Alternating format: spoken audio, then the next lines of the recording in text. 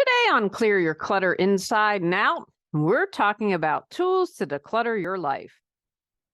Have you found yourself in need of a pep talk and like a guide to remind you of your brilliance?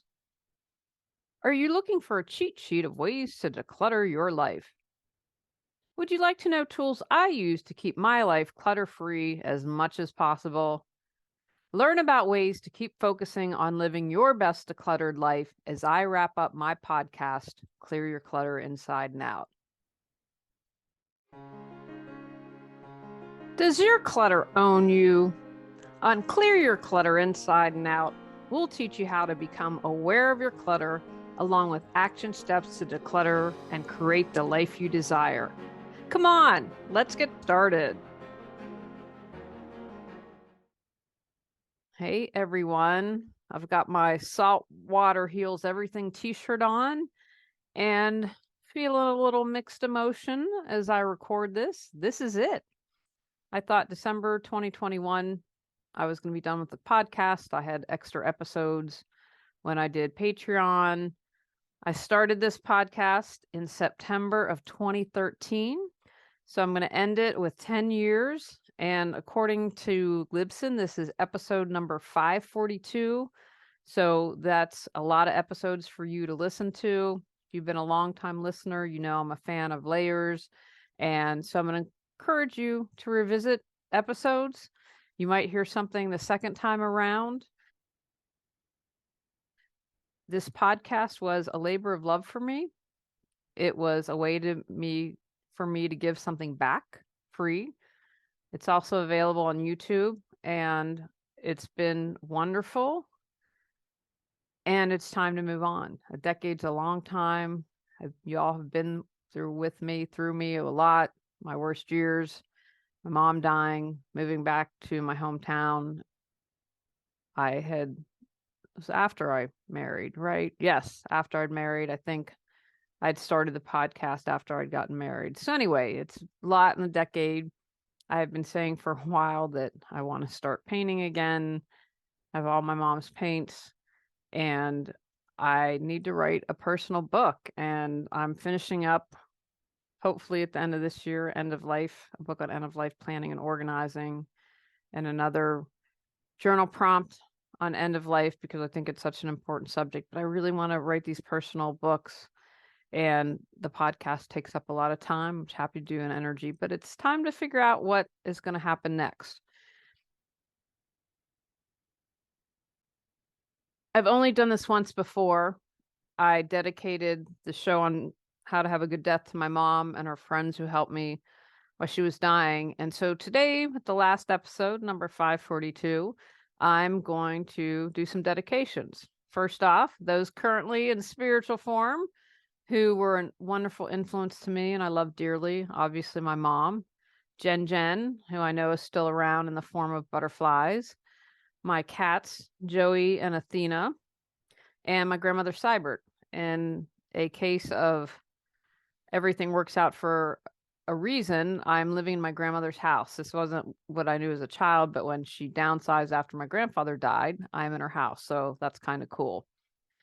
To those who helped me on this earthly plane, my husband, Tony, who supports me a bazillion percent. He is the best thing that ever happened to me, and proof I believe that I was good at least in a couple past lives. My hope is you find your Tony, someone who loves you unconditionally, has your best interests at heart, and is a true partner to walk with you through life. Our cats, Antonio, Nini, and Gus, who remind me to be present and have joy, and who just bring me so much joy. My father, Big J, who I found a shared passion in playing tennis again, and we practice weekly, and it's been great having him as a father and seeing him a little differently now that my mom has passed on. And I couldn't have asked for a better mother. I couldn't have asked for a better father, and I'm truly grateful for him. And so this show is dedicated to him as well. To all the teachers who've supported my growth, most especially Judy Nelson, and I've done a couple interviews with her that are really lovely. To all the women who've been true friends, particularly Cotty, my BFF, my nieces Emma and Claire, and my nephew Max, who keep me on my toes and laughing and competitive. And finally, this is dedicated to you, the viewers and listeners. You are who I did this podcast for. And nothing makes me happier when someone reaches out to me and lets me know how the episodes have inspired you and how they've changed your life. You are doing it. You are doing this work and you're making a difference. You've created change in the world because as you've decluttered your life, you've been a light for others. You show them they can do it and you've given them permission to do so. Well done. I'm proud of each and every one of you. Today's episode was inspired because I had more thoughts I wanted to leave you with. It's kind of hard to summarize. 540 episodes, the last two are kind of summaries, but I feel at this moment, these are things that are important and I wanted you to recognize. I had done in the previous episode, try to sum up everything. And so my hope is if you need to be inspired or need to get energized or you're sad and afraid or you're feeling stuck, that this will serve as a guide for you to reawaken your brilliance along with the previous episode. Like the previous episode, I grouped together some concepts in the 10 tips because I'm like, it's really hard to narrow it down to 10. And then I thought went well together.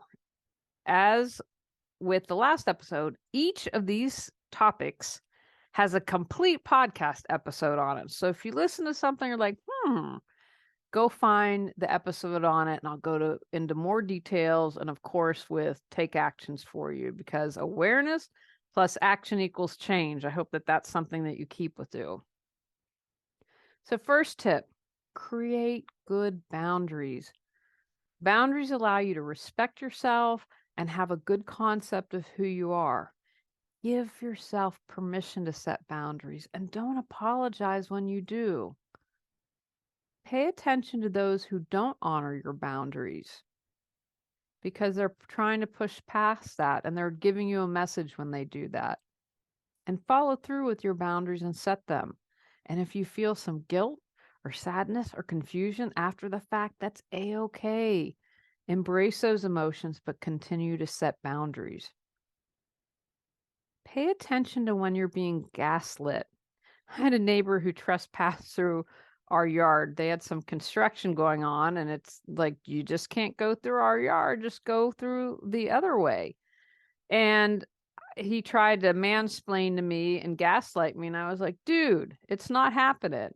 I had these new neighbors dump these huge rocks in our yard, and a woman tried to dismiss it. And I'm like, you complained to the city when they were going to do something in your yard. Don't try to gaslight me and invalidate what I'm feeling or make me feel like I'm the crazy one. That's what happens when someone gaslights it.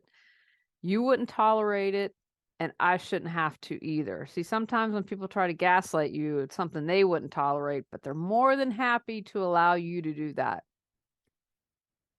I'm not going to let you gaslight me. I've had to say that to people. So as a reminder, some of the signs that you might be gaslit include when people dismiss your feelings, say you're crazy, they're telling blatant lies, they're hypocrites, they try to convince you that someone else is lying. I only did it because I love you. Or my all-time favorite, you're too sensitive. I can't tell you how often I've been told that I am way too sensitive. Begin to recognize when it's happening and think twice about those people in your life that are gaslighting you. Get support and leave those relationships in the rearview mirror. Learn how to work with negative people or people who suck. You can't escape them, so make sure that you know how. You can end a relationship, you can create a boundary, you can call them out, you can stand up for yourself. I found when you call people out and say, hey, that's not okay, a lot of times they tend to back off. Now, not always, but they tend to leave you alone if you make that boundary, if you say, hey, it's not okay to treat me like that. But you have to be able to negotiate that. For example, if you are a parent and you have to co-parent, you've got that child and you have to remember what's best for the child. So that might be a relationship you have to navigate with an ex, but that doesn't mean you have to spend time with them. It doesn't mean that you you have to allow them to treat you poorly. But just figure out a way that's going to work for you to navigate those challenging relationships. Number 2, is that the hill you want to die on? Where are you spending your energy? Do you want to put all this time and effort into an argument on Facebook or with someone you disagree with politically and you know they're never going to change? I mean, forget it. We have these conspiracy theories and it doesn't matter with some people, you show them the facts, they're not going to listen. And is that how you want to spend your time and effort? When you're doing that, you're focusing on what doesn't matter and you're creating clutter. Remember my definition of clutter. Clutter is anything that prevents you from creating the life you choose, deserve, and desire. So does the cost outweigh the benefit? Will you have any regrets or headache if you respond? Remind yourself it's always okay to walk away from something. Being resilient. In general, how can you be more resilient? You are going to face all kinds of obstacles and judgments and challenges. How can you bounce back? I was on a Facebook discussion and someone said, "Hey, I want to send my kid to this college, but it would cost a lot and we'd go into debt." And I said, I belong to a bunch of financial freedom groups on Facebook and this topic has come up. And all of them have said, you know what? Absolutely not. Don't go into debt for college. And so this person responded, "Well, that's all about money and not growth." And I was like, you know what? You can bloom where you are planted. Life doesn't always work out as it should. I had to leave my junior year of college because we ran out of money. So I went to WVU, my state school, and then came back my senior year to be able to graduate. But life happened. My parents didn't have the money. I could have complained, could have been bitter. Instead, I said, well, let's make the best of this year and see what can happen. It was great. WVU was a completely different experience than my small women's college. But I feel in general, we have lost our ability to be resilient. And that's something that's super important. Have your group of people you can rely on, have good self-care, and control what you can and get perspective. If you don't get into the college of your choice, it's not the end of the world. But be resilient and come up with a plan to be able to do that. Most likely in your life, you are going to have injustice happen. I don't know if I know anyone who hasn't faced this in some way, shape, or form. When you have an injustice happen, make sure you have all the facts, see how it rates in your life. Is it annoying to have these huge rocks in our yard? 9 months. Should they not have done it? Should they have asked permission? Absolutely. But looking back, the HOA is an example. If you've been a long time listener, compared to how they gaslit us and all that junk, it's a blip on the radar. Try and reframe your focus. Oh, okay. You know what? They did that, then they better not complain when we get some work done on our house if we have stuff on their property. And become present, right? Your point of power to change is in the present moment. See the bigger picture, right? That when we're super focused like that, sometimes we don't see the possibilities of what else can happen or what else can be.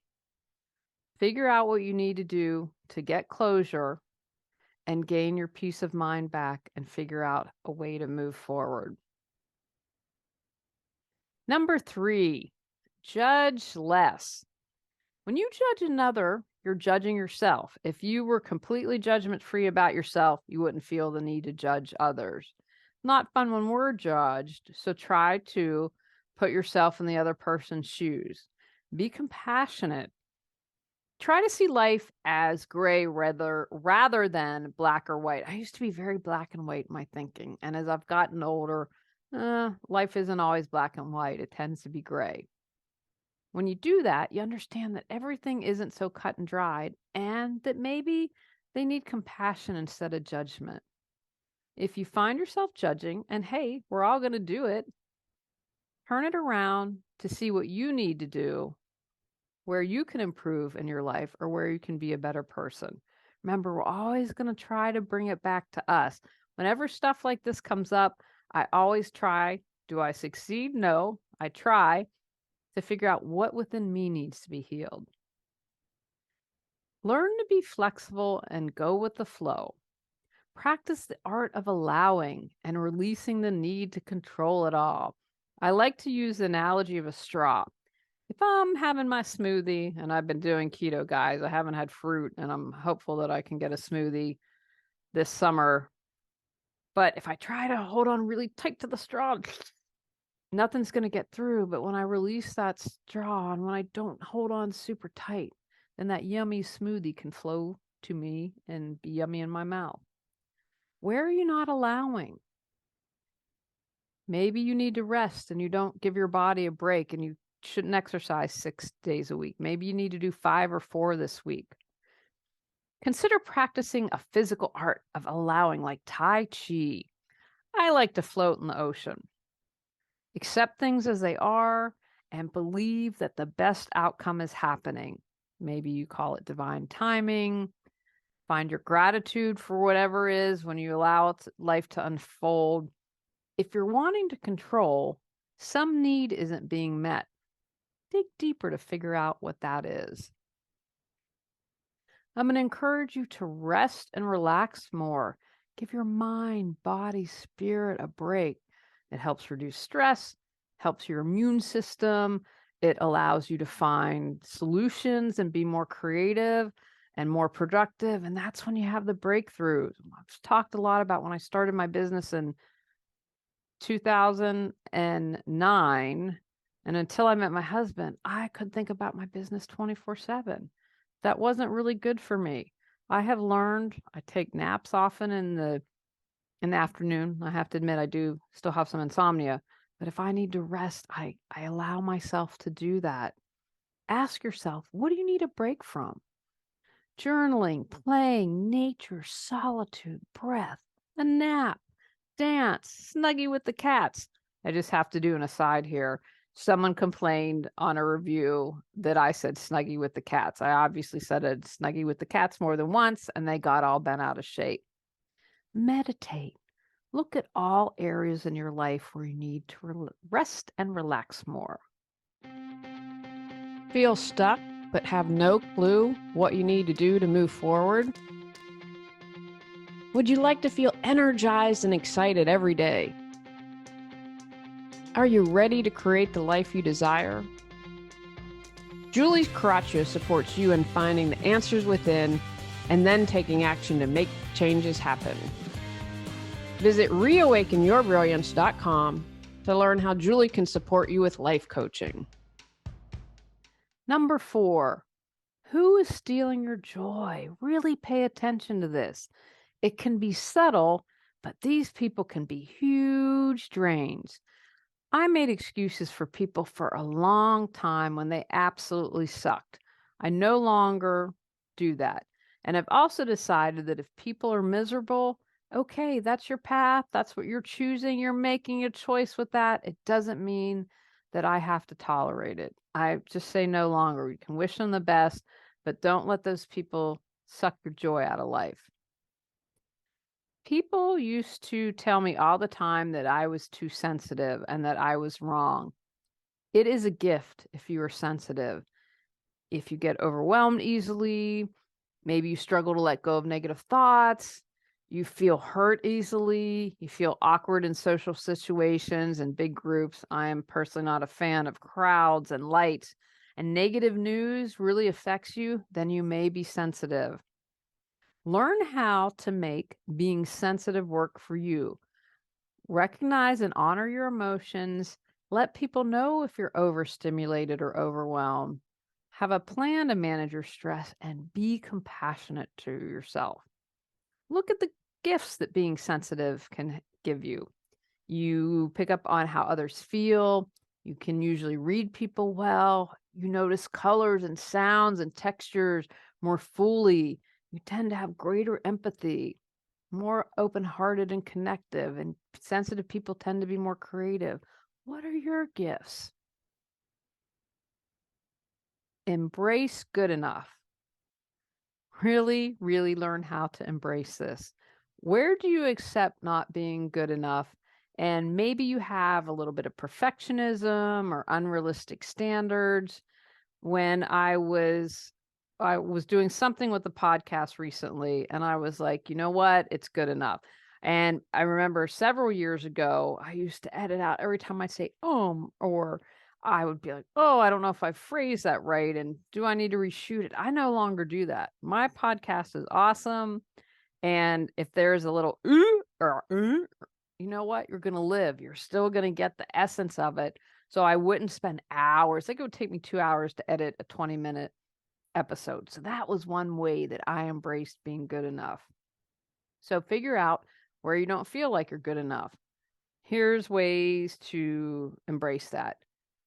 Stop comparing, unplug, be aware of that negative voice, write down all your awesome qualities and adjust your standards. None of us are perfect. And you know what? Sometimes good enough is actually pretty amazing. Know how to start over. Probably all of us are going to have to start over. Where in life do you feel stuck right now? Maybe you need a whole life reset. Make peace with your past and view it as a lesson, not a mistake. Be like an archaeologist and review what went wrong, and wrong is in quotation marks because I tend to not believe that things are wrong. It's just kind of how they're happening in life. Remind yourself of your successes, and we all have them. Create excitement about the change. I used to be like a cat, and oh my gosh, I was like, oh, afraid of change. Now I don't quite embrace it, but I am a lot better with change. When we downsized from Raleigh to Andrew, I'm like, this is it. No more moving for me. Then my mom got sick, right? It wasn't part of the plan to move back to West Virginia. So I was like, how can I get excited about this? Remind yourself what's important. Figure out a plan. You got to start over, write out all those steps that you need to do, and get yourself some really good support. Number 5, focus on what matters most. If you're not clear, get clear. Take the time to figure this out. I've always said that family matters most. And as an example, my brother travels a bit overseas for work. And so I was tag teaming with my dad to help out the kids. And so for 10 days, I had a very light schedule because if I needed to be called, I wanted to be able to do that. So I put my money where my mouth was. I didn't have a lot of business that week.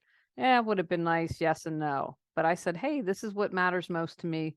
So I'm going to make sure that my time reflects that. Write it down if you need to. Schedule the time based on what matters most to you. I can't tell you how many times I've worked with someone and they said X is important. I said, yeah, but your schedule says Y. So this dovetails into creating a vision statement. This can be a great exercise to figure out what's most important. It's a bigger picture of your life.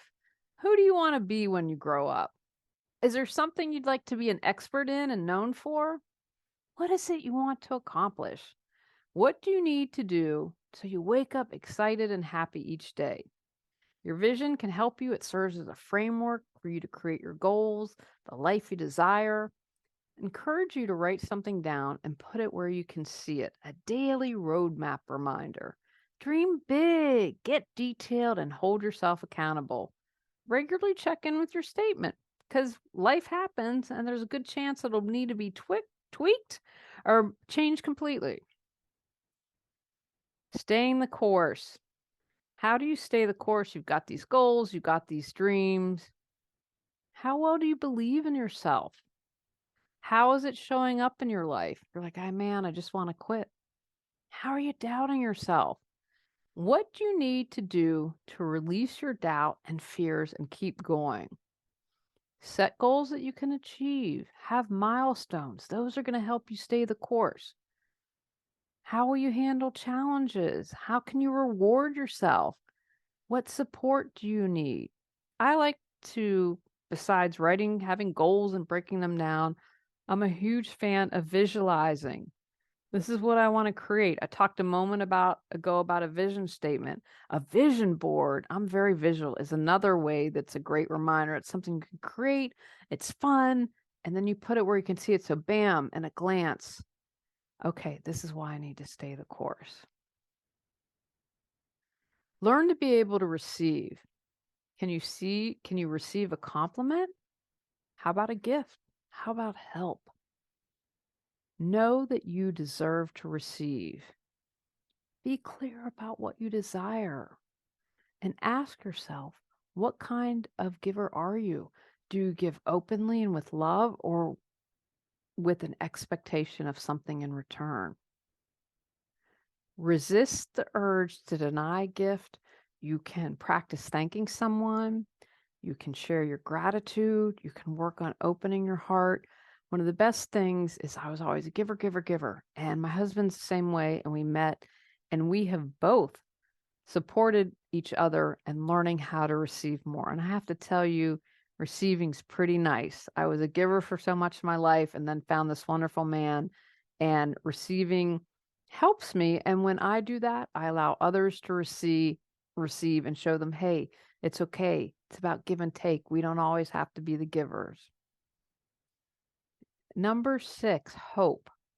Try and always have. This too shall pass. Remind yourself how you got through other rough stuff. And remind yourself when everything seemed magical and life just flowed together. Ask yourself what else is possible. Get outside. Examine who you're hanging out with. Find inspiration. Find those nuggets even when it's really hard. How can I have gratitude? Feel everything. Be kind. Breathe. When I was going through my really horrible year, the one thing that I have my husband. I'm so grateful for Tony. I'm so grateful for the cats. That was one thing when I struggled to have hope. I could always be grateful for those two. I think we just had Antonio and Joey at that point. Write what you need to do. Do what you're able to. Like I said, I could only for a while. Okay, I'm thankful for Tony, Joey, and Antonio. Do for someone else. I found when I do for others that I get the most benefit. I feel wonderful. Find support, be patient, let go of your expectations, and try to forgive. We can lose hope when we're grieving. Learn how to deal with grief and response to loss. We always think of death mainly as what causes us to grieve, but it could be divorce, loss of health, job, finances, death of a pet, the loss of safety after trauma. It's important to acknowledge your pain. Joey was 19 and we had to help him cross in June. And it's always amazing to me people who minimalize. Like, well, it's not a person. Well, it's a pet. Please don't ever do that to anyone. So it's important. I did a post about it. I did a post when my mom died as a way of acknowledging my pain. Except that, grieving's a unique process and different things might trigger you. It's important to get support. It's important to have really good self-care. Recognize your grief, and then you need to be aware if it has gone on for a while and become depression. And it's, of course, understandable how that can be, but I just want you to keep that in the back of your mind. It's been a couple years. Maybe I need to talk to someone and get some support. Express your feelings no matter what they are. Don't make them right or wrong, and face them. Besides good self-care, maintain your hobbies or whatever brings you joy. Reach out to friends that you love. Be aware of your triggers. If you're just like, you know what, I can't go out with the girls tonight because it's going to remind me of my time with my mom. That's okay. Give yourself that grace. If you know someone grieving, don't tell them how to feel. Don't tell yourself how to feel. Know how to help someone who is grieving. Ask them how they feel. Let them talk and be okay with silence. I think in this culture, we're like, oh my gosh, can't have silence. Ask how you can help. Be aware of saying things like, oh, they're in a better place now. It's time to get on with your life. You should or you will. Stay away from should and will statements. But just know that grief is a part of life. Allow it to happen and have a plan and support system for good care. Understand that anger can be healing. I have a Ruth Bader Ginsburg t-shirt that says better bitch than mouse. Anger can empower you. When we're angry and share that, we give others permission to do that. Anger allows us to heal deeper, express deeper emotions. It allows us to communicate better, setting boundaries. It helps keep us safe. It allows us to reclaim our power. It can serve as a catalyst for being creative. I want to encourage you that anger can have a healing component. Now, if you're just ranting and raving and angry all the time, that's not what I'm talking about. But as opposed to seeing anger as something bad, feel and understand how it can support you. Learn how to express it. You might not know how. I know I always felt like the message was women can't get angry. And a lot of us are taught that, oh, don't get angry. You might upset others, or you feel guilt when you express anger, or someone might be like, I don't want to deal with this. You can't get angry, right? They're all things that might prevent us from doing so. But I'm encouraging you to express your anger. Take a deep breath. You can express anger not just by saying you're angry. Scream into a pillow. Do some fighting. I had a punching bag, used to do that. When you express your anger, it allows you to stop replaying. I found when I replay something or ruminate, it's because I haven't been able to express my anger. And I had a great conversation with my brother in the pool. Was it last year or 2 years ago? And he's like, you seem angry a lot. And as we were talking, I ended up crying. And so I know a lot of times when I get super angry, crying helps to release. But what I figured out is it's because I'm not allowed to say, hey, you cheated us when you bought the house and lied to us and didn't tell us that the basement was flooded. Like, who does that? And so something that's important to me is to be able to express my anger. If you're able to get neutral about it, then you can express it. Again, if you have a lot of anger, that's going to say, hey, you know what? I need some outside support for that. Where do you need peace in your life? Where do you need to make peace? Maybe need to make peace about an art project, being good enough instead of being perfect. I have a sign as I glance over here. Do you want to be right or do you want peace? I have to remind myself that sometimes more days than others. Important to make peace with something in your past. Maybe you need to forgive someone and make peace with that person. Contemplate. This is something that I hope you ask yourself regularly. Where do I need peace in my life? There might be a couple places, might be times that you roll through life and it's good and everything's content, but regularly check in with yourself and ask yourself, where do I need peace?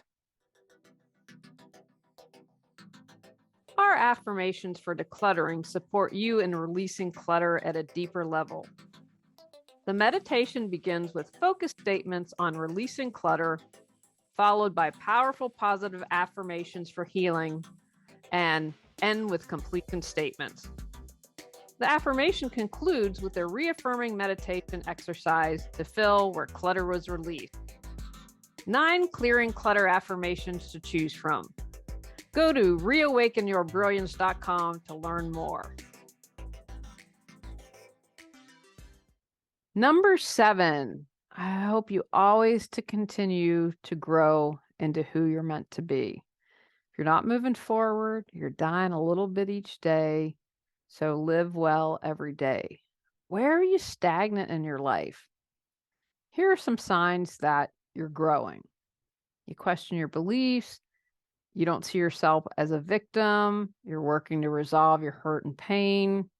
You might have fear, but you do it anyway. To grow, understand your work in progress. I am a work in progress and will be that way until I take my last breath.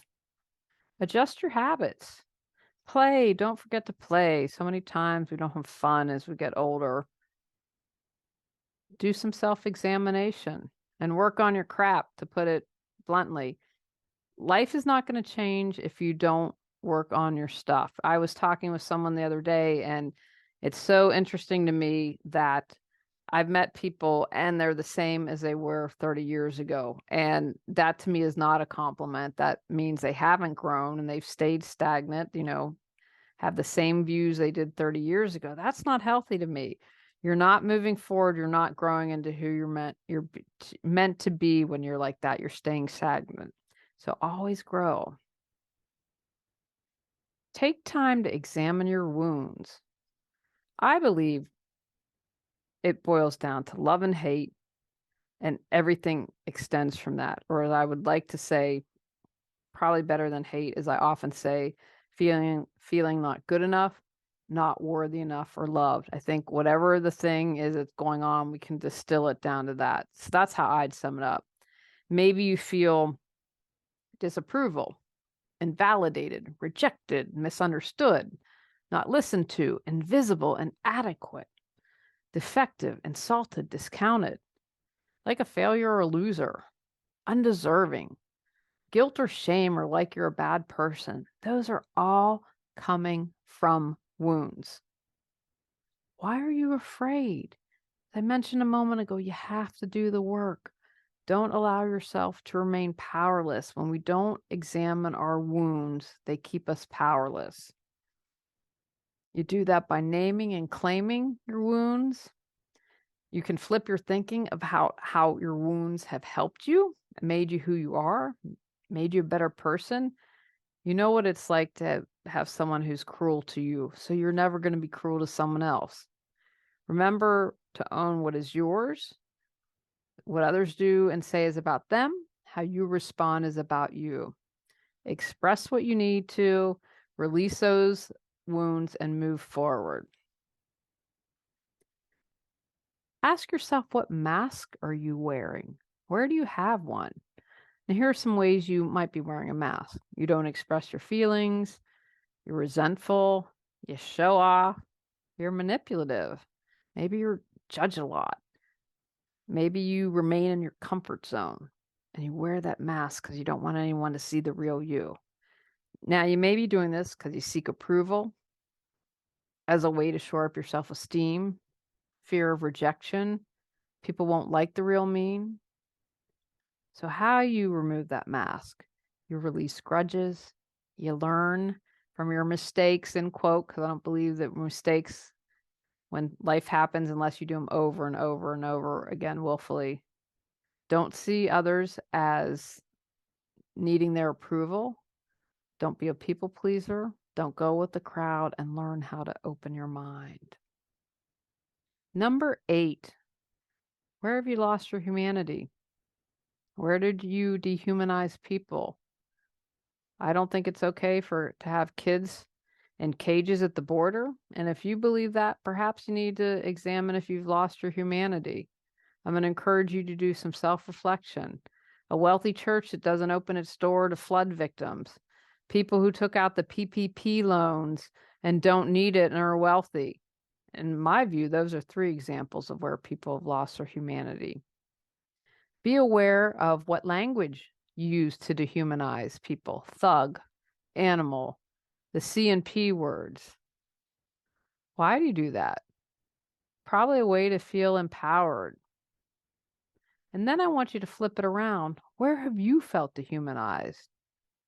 Practice empathy and hang with different people. Hang out with people who don't look like you, think like you, act like you. Take time to heal relationships. When you heal your relationships, you shift and you change your energy, and it allows you to attract and bring in more relationships that you desire. Now, I want to be clear, I'm not talking about abusive relationships. You're being abused, gaslit, treated poorly, get out and get support. But here are just a quick ways to begin to heal your relationships. Accept responsibility in all your relationships. What was your part in it? If you see yourself as not a victim, that's going to support you a long way in healing. Stop keeping score. How are you keeping score in your relationships? You do this tit for tat thing, really going to be a roadblock to healing. See all of your connections as imperfectly perfect, right? We're all working the best we can. We all have different paths to take. If you see your connections as imperfectly perfect and trying, that can go a long way to heal. When you heal yourself, you allow others to heal. Spiritual bypassing or spiritual override. Where are you doing this and where are you having it done to you? Examine both of those. You might be like, oh, only love and light, no negative stuff. Oh, I killed this guy, but he killed me in another life. It's about making excuses as taking a higher path for bad behavior, not meeting people where they are. If you put out healthy boundaries and they discourage that, that's you can check out if they're doing the spiritual bypassing. It's about intellectualizing instead of feelings. And if you think you're doing the spiritual bypassing, check in with people. I belong to this women's group, and we're like, oh, yeah, we're all these high vibing things. They were some of the meanest. Nah, it's cult light. That's one of my projects that I want to do. I want to write about my experience because you all know how much personal growth is important to me. That's why I do this podcast and spirituality is. And I want people to hopefully not go through what I did, but they were just some mean women. And at first I was like, oh, you need to be the better person. You need to rise above it all. That's another clue, rising above it all, right? No, I need to get angry and have some boundaries and scream and shout and say it's not okay to treat me that way. You have to do the work. And I think I've probably mentioned that more than once. That's an important one. I didn't do that as a separate one. Be wary of those who say you'll find bliss in a second and that there is one way and the only way, especially when you're doing this work, personal growth work, spiritual work, even religious work. Pay attention to those who are doing that. But remember, where are you doing it and where are you having it done to you? Number 9, stop being the martyr. Now, you might do this because you don't have a lot of self-worth. Maybe there's some depression. Maybe you've been abused. You do it to avoid guilt and shame or to not take responsibility. So here are signs that you might be a martyr. Always saying yes. Got to do the quid pro quo. You complain, but okay, I'll do it. Refuse assistance. They achieved this all because of me. Never your fault. You're always a saint. Exaggerate your suffering. You're the noble sufferer. Or you're always kvetching about something. So how do you stop? You have boundaries with people who are martyrs.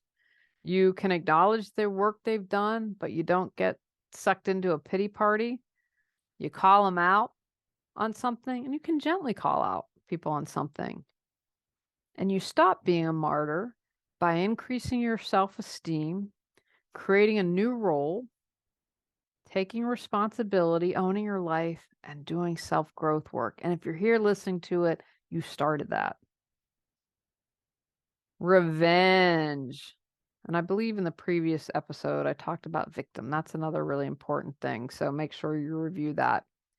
How much time and energy are you putting into revenge? Now, I never saw the ending, but I know we watched the first couple seasons of Revenge. And you think, oh my gosh, all the planning that she did for revenge.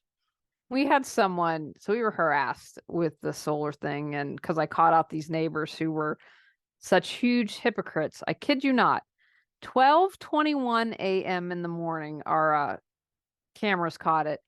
This lady solely, all she does is go on and on about what a Christian she is and how she loves Jesus.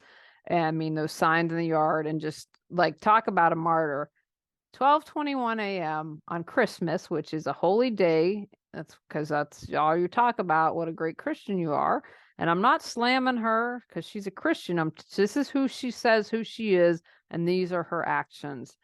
She is spending 12:20 a.m. at a sacred holiday out in front of our house, watching us, trying to intimidate us. Well, it's passive aggressive, obviously, because we were asleep and just trying to intimidate. because she had to get revenge because I called her out on her hypocrisy. That to me is nuts. And I like to think of revenge as a donut. It feels really good eating at the time, but I don't feel good later. I know I personally believe in karma. So whatever you put out, you get back. That's what I try to tell myself when I want to think about doing something crazy. It can also backfire. You could, when these people were harassing us, walking a fine line with breaking the law. I ended up calling the police because there were a couple people that didn't. One of the reasons that kept me from acting was that Soli's husband had I heard on the street that he had guns and he was a drinker. Who knows if he would have gone nuts and pulled out a gun? You just don't know these days. And so you can violate the law, can backfire. I'm just like, just stand outside on Christmas Eve and you do you. I'm not going to escalate it. But, because this is really, in one hand, trying to be threatening. It's in this way, was very passive aggressive, trying to get revenge. And then, you can get caught in that loop and it might be hard to get out. Like I mentioned, I could have escalated it and blah, blah, blah, blah, blah. Right. I mean, who wants that? So learn how to move on from wanting revenge. I'm a huge fan of the burning bowl. I like to write things up and watch them burn up. Have gratitude. Have an outlet for your anger, frustration. Focus on being the best you and start the forgiveness process, right? Those are all things that can lead you from revenge and move forward. Where are you the butthead? Now, Reddit has that famous thread, which can be really funny and really interesting. Am I the beep, beep? Where are you being a butthead? In your life, at work, at home, friends and family, your partner, spouse, significant other. Take a moment to be aware of where you're not being so nice and being a jerky McJerk face. Some of the times I'm a butthead. I take my frustration out on my husband. He's phenomenal. He should not put up with me sometimes when I'm a butthead. And I know that I can take out my frustrations with them because it's safe, but it's not healthy. I'm a butthead when I flip off someone in traffic. I'm much better after I moved out of LA. I'm a butthead when I'm stingy with my love for others, or I get into the reciprocity isn't being met. This is with people I love, not like random people on the street, but it takes a lot out of me. I mean, that's just being a butthead. That goes back to keeping score, right? That I mentioned a moment ago in relationships. I'm a butthead to myself when I eat too much or don't express my feelings. So spend some time increasing your awareness in this area. Imposter syndrome. We all have it. We all have self-doubts. Know that if you have imposter syndrome, how to get a handle on it. Maybe you haven't realistically assessed your goals. You're hard on yourself and your performance. You are an overachiever. Or maybe your goals are unrealistic. That can lead to anxiety and depression. There's types of perfectionist. You're an expert and can't be seen less than, or the same with genius, or only working alone. Just be aware of those things that might be fueling the imposter syndrome. So you overcome that by sharing your feelings. You don't worry about what others think. You realistically assess your ability, questions your thoughts when those little doubts coming up. Stop comparing. Have a list of your biggest fans. I save all these emails that people write me. Don't hinge your identity to your success, and forgive yourself. Super important. You have all the answers within. Got Clutter, 365 journal prompts books support you in figuring out how to clear your clutter. Get control of your clutter so your clutter doesn't control you. Reclaim time, money, sanity, and resources. Choose from physical, mental, emotional, spiritual, energetic, holidays, relationships, financial, health, or compilation volumes. Free MP3 meditation with purchase. Learn more at reawakenyourbrilliance.com. All right, number 10, this is it. Know that your actions have consequences.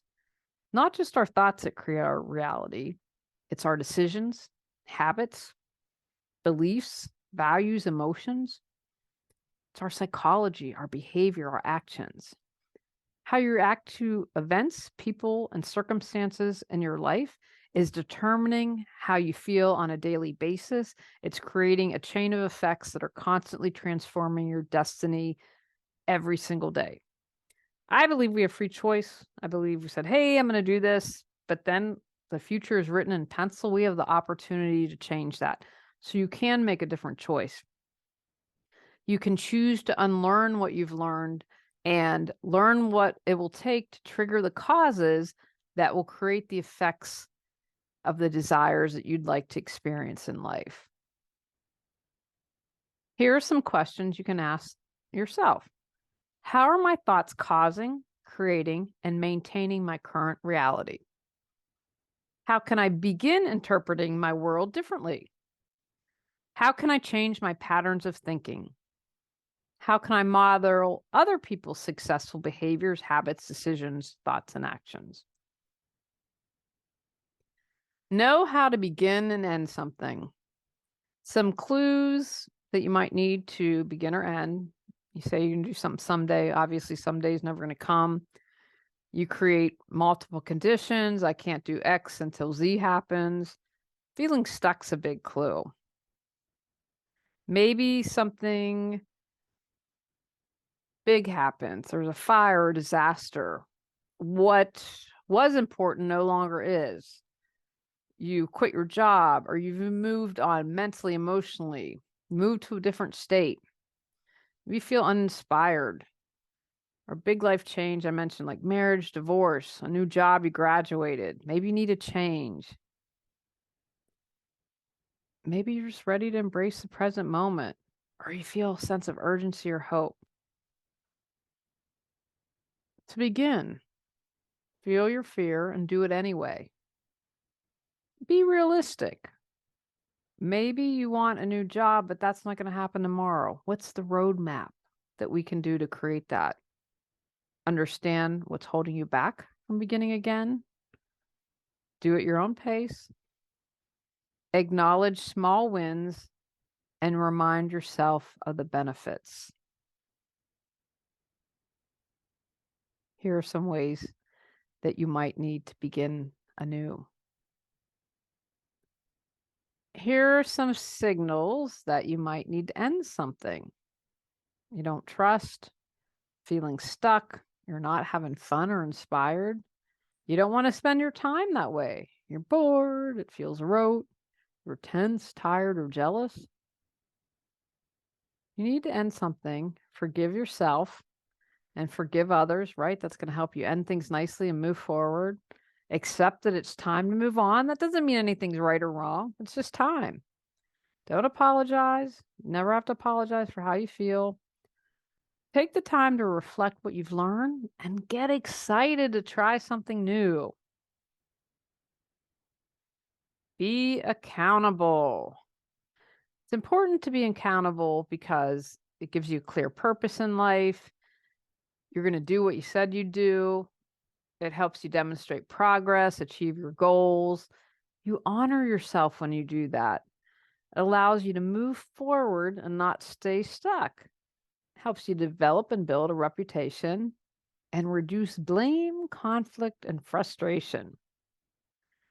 Now, some challenges to holding yourself accountable might be there's no pressure, no deadline, not clear on how you achieve what you need to. You're unsure what to do or where to start, or maybe you're doing it to avoid something. So, how can you be more accountable? Have a good attitude. Long lasting change takes time and effort. Learning lessons is part of it. Your investment. Take responsibility, no excuses. Keep track, write stuff down, create goals. Know your motivation, why something's important to you. And understand your motivations. Make a promise to yourself that you're going to care for yourself. Create a schedule. Be aware of your habits. Manage your time well. Check in and examine your progress. Life happens. Goals change. Need to be accountable, but also realistically accountable. Create a plan. What are your distractions and how are you going to overcome that? What are the obstacles and challenges? How are you going to get through that? Always get support. Really, the people that you're around the most are really influence you. Own your feelings and manage expectations. Have a deadline and learn from, again, they're not mistakes, they're lessons. Take actions from today's podcast, the last podcast episode of Clear Your Clutter Inside Out. Have strong boundaries, know when you're being gaslit, and learn to work with not so great people. Fight for what matters most, learn to be resilient, and deal with injustice.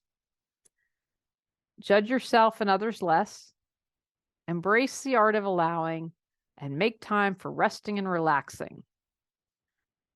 Know who steals your joy, embrace your sensitivity, and being good enough, know when you need to start over. Focus on what matters most. Create a vision for your life and learn how to receive. Never give up hope. Understand the grieving process. Use your anger to empower you and find what brings you peace. Continue to grow into who you're meant to be. Examine your wounds and masks. Don't do the spiritual override. Recognize when you lose your humanity. Heal your relationships. Say what needs to be said. Release being a martyr and having a need for revenge. Don't be a butthead and kick imposter syndrome to the curb.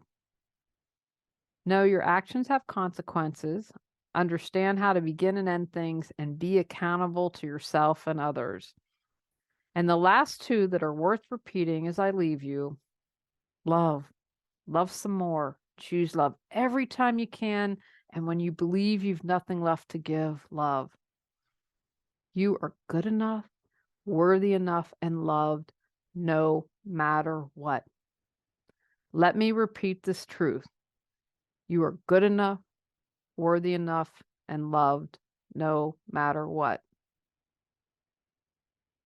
It's been a privilege to have you as an audience. I've gotten to know some of you personally. It's been an honor, and you all inspire me. Going forward, I'll keep the podcast up. I have to pay to host, so it could go away. I have a free twice monthly newsletter at reawakenyourbrilliance.com. I have all my social media links there. You can find me there. I'm doing a lot of shorts under a minute, but who knows for how long. I'd love to work with any of you one-on-one. I have books, classes, affirmations. If you're more of a DIYer, my works can support and guide you. I'm going to work on creating an affordable group once again, maybe 2024, maybe 2025. We'll have to see how that goes. Patreon was a bust. I'm trying to create a community. I think that's really important to me, but I have to find something that'll work for me and where when others join that they get excited and want to do and want to be a part of that community. I have another book being edited and hope to publish on end of life planning and organizing and the other end of life journal prompts. My big goals are, as I mentioned earlier in this episode, about writing about my personal journey, which I've referred to as Cult Light, and start painting again. I have said that, and it's time to put the rubber where the road meets. We are doing a lot of remodeling. I'll be happy when that's done. I had wanted Tony to create a bocce court, but I have started my Master Naturalist program for West Virginia. I'm really enjoying that and excited about that. And I think what I want to in the backyard, we don't have a big yard, is create a butterfly sanctuary. The monarch is endangered. My mother, one of the ways she's still around is butterflies. My mom was I can't tell you how many things, and I'd be grieving and I'd see a butterfly, especially right after she died, and I still continue to see them. So that's what working towards now. I have been focusing on my health in 2022, started exercising. in 2023, and at the end of 2022 started this program. I've lost weight, I've gained some muscle, not where I want to be, but the older you get, it's harder to lose weight. So anyway, these have been really wonderful lifestyle changes for me. And playing tennis, which has been good for me physically, mentally, and socially. And I'm just feeling really good about my life. And I hope that you all will stay in touch, reawakenyourbrilliance.com. I don't plan on that changing. That is the place to find me. I'm working on Tony to get another cat. So send some good vibes that I can make this happen. We are hopefully going to travel some more, and we are going on a cruise. We've never been on a cruise, and we're going to Alaska for our 10-year anniversary in September. I'm excited about that. That marks the 50th and final state for me. And I have a whole bucket list of places that I want to travel.